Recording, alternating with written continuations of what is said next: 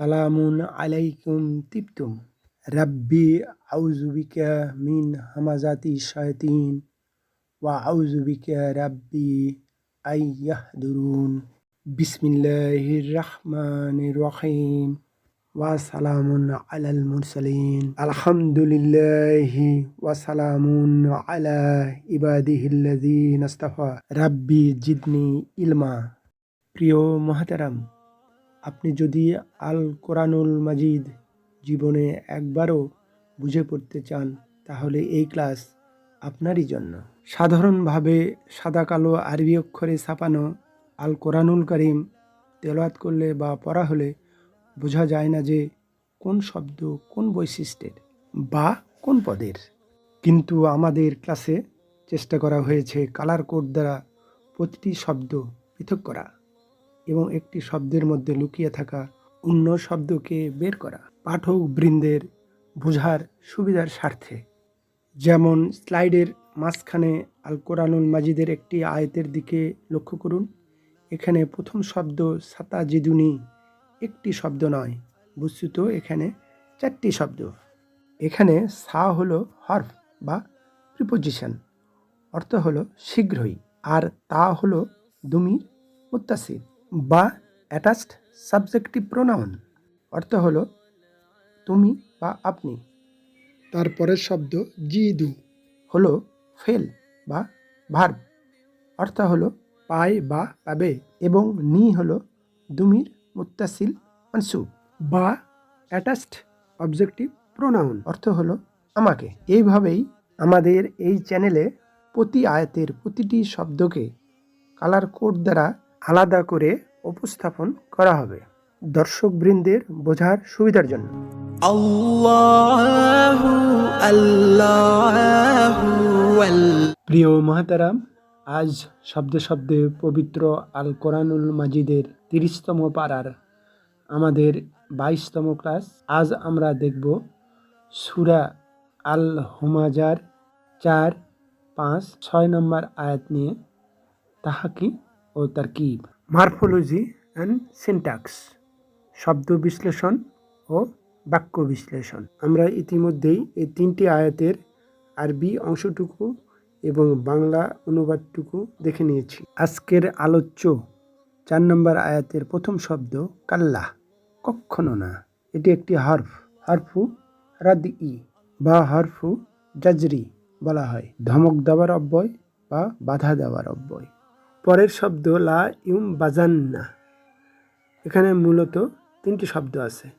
প্রথমে লাম, এটাকে বলা হয় লামু তাকিদ, অনেকটাই হরফের মতো, জোর দেওয়ার অব্যয়। এবং এই ক্রিয়ার শেষে যে তাসদিদ যুক্ত নুন আছে সেটাও একটি নুনু তাকিদি সাকিলা। একটা নুন থাকলে তাকে বলা হয় নুনু তাকিদি খফিফা, আর ডবল থাকলে তাসদিদ থাকলে এরা সাকিলা, আর বেশি বেশি জোর, ডবল জোর। তাহলে এখন এটার সরল অনুবাদ হবে সে অবশ্যই নিক্ষিপ্ত হবে। এটা কি কোনো এভাবে কি কোনো অনুবাদে আসে? অবশ্যই না। এটা হলো একটি অনুভবের বিষয়, বোধের বিষয়। যারা আরবি ভিতরের গ্রামারটুকু জানেন তারাই এটা অনুভব করতে পারবে এটা কতভাবে জোর দেওয়া হয়েছে। এগুলোই তো আল কোরআনুল কারীমের বিউটি। এই দুই তাকিদের মাঝখানে আছে 1 নম্বর গ্রুপের অন্তর্ভুক্ত।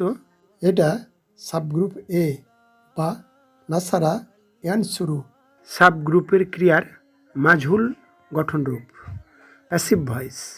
কোথা থেকে পাই, না বাজা, সে নিক্ষেপ করেছে। ইয়ান বুজু, সে নিক্ষেপ করবে। উনবুজ, নিক্ষেপ করো। নুবিজা, সে নিক্ষিপ্ত হয়েছে।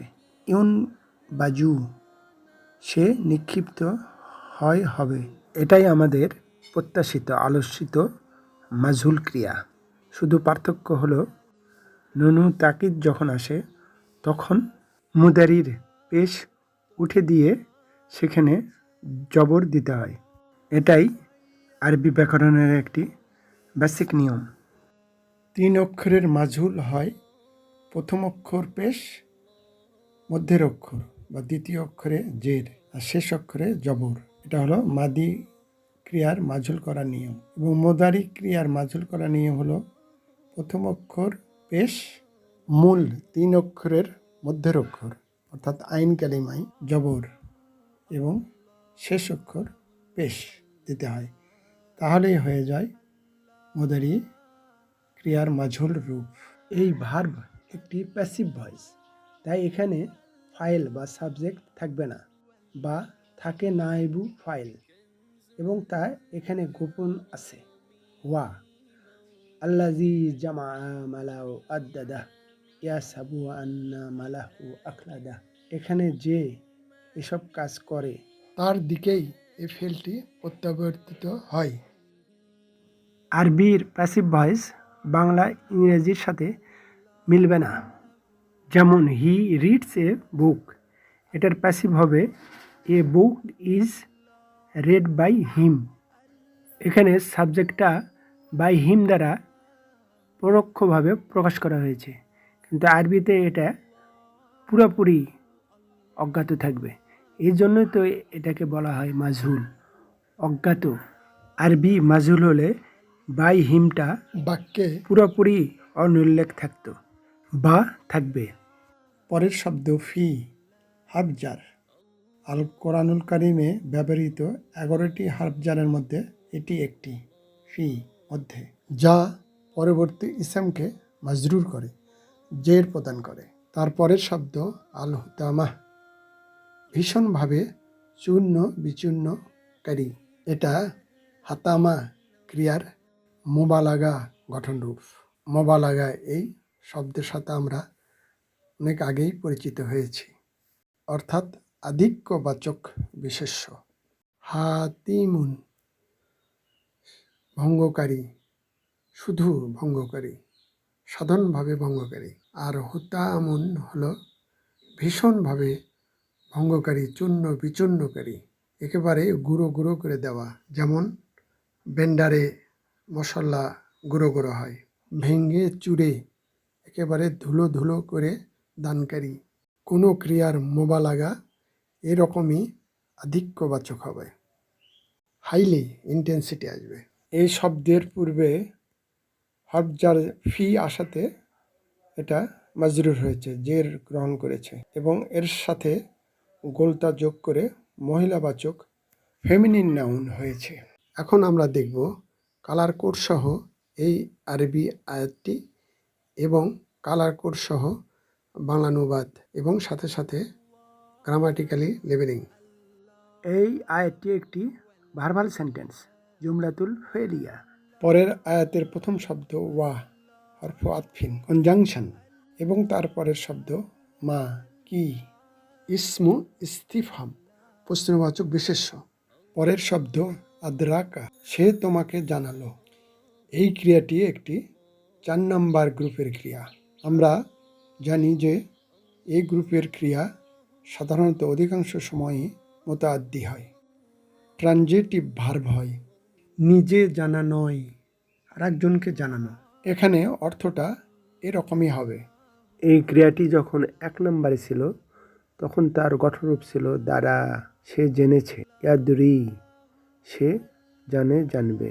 এই ক্রিয়ার মাদ্দা দাল র ইয়া, মাদিতে ইয়া ড্রপ হয়ে আলিফ মাকসুরা হয়েছে। এই 1 নম্বর গ্রুপের ক্রিয়া থেকে আমাদের আলোচ্য 4 নম্বর গ্রুপের ক্রিয়াটি হয়েছে। পরের শব্দ কা, এটা মাফুল বিহি, বিশুদ্ধ কর্মকারক, attached objective pronoun, second person singular, masculine, 7 number 5 এর একটি প্রোনাউন। পরের শব্দ মা, এটাও ইসমু ইস্তিফহাম, প্রশ্নবাচক বিশেষ্য। কি, পরের শব্দ আল হুতামাহ, ভীষণভাবে বিচ্ছিন্নকারী। এখন আমরা দেখব কালার কোড সহ এই আরবি আয়াতটি এবং কালার কোড সহ বাংলানুবাদ এবং সাথে সাথে গ্রামাটিক্যালি লেবেলিং। এটার প্রথম অংশ ভার্বাল সেন্টেন্স, দ্বিতীয় অংশ নমিনাল সেন্টেন্স। পরের আয়াতের প্রথম শব্দ নারু, আগুন। এটা পরের শব্দ লাফজুল জালালা আল্লাহ শব্দের মুদাফ অধিকৃত এবং আল্লাহ হলেন মুদাফ ইলাহি অধিকারী।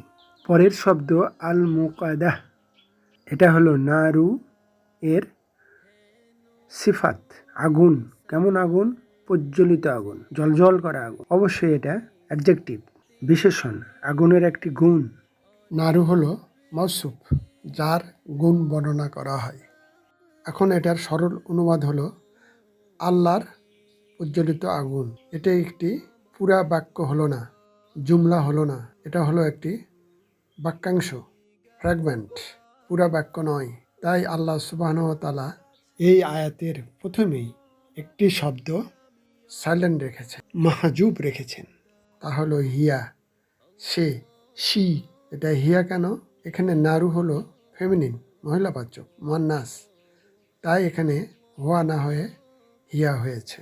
এখন এই নারুর অবস্থানটা তিনটা হয়েছে। লাস্টে এর অবস্থান হলো জুমলাতুল ইসমিয়ার খবর। এখানে হিয়া হলো নমিনাল সেন্টেন্সের মুবতাদা বা সাবজেক্ট, আর নারু হলো প্রেডিকেট বা খবর, ওয়াহু ওয়া মুদাফ, এবং এই নারুটাই হলো মওসুফ। আগেই বলেছি আল্লাহি হলো মুদাফ ইলাহি এবং আল মোকাদাহ হলো নারুর নাত বা সিফাত, গুণ। আমরা এখন দেখব এই মুকাদাহ শব্দটি একটি মাফুল এবং তা কিভাবে আসলো। এটার উৎপত্তিস্থল মাদি রূপের ক্রিয়া হলো আওকাদা, 4 নম্বর গ্রুপের একটি ক্রিয়া। সে প্রজ্বলিত করেছে। এটার মুদারি ইউকিদু, সে প্রজ্বলিত করবে, প্রজ্বলিত করো, আউকিদ। এভাবে কনজুগেশন করতে করতে আমরা 9 ধাপে কনজুগেশনে মাফুলে পাবো মাওকাদুন, যে প্রজ্বলিত। এটাই আমাদের আয়াতের আলোচ্য বা প্রত্যাশিত শব্দ। এটার সাথে গোলতা যোগ করে ফেমিনিন করা হয়েছে, মহিলাবাচক করা হয়েছে। এখন আমরা দেখব কালার কোড সহ এই আরবি আয়াতটি এবং কালার কোড সহ এর বাংলানুবাদ এবং সাথে সাথে গ্রামাটিক্যালি লেভেলিং। এই শেষ আয়াতটি হলো একটি নমিনাল সেন্টেন্স। প্রিয় মোহতারাম, আজ এই পর্যন্তই।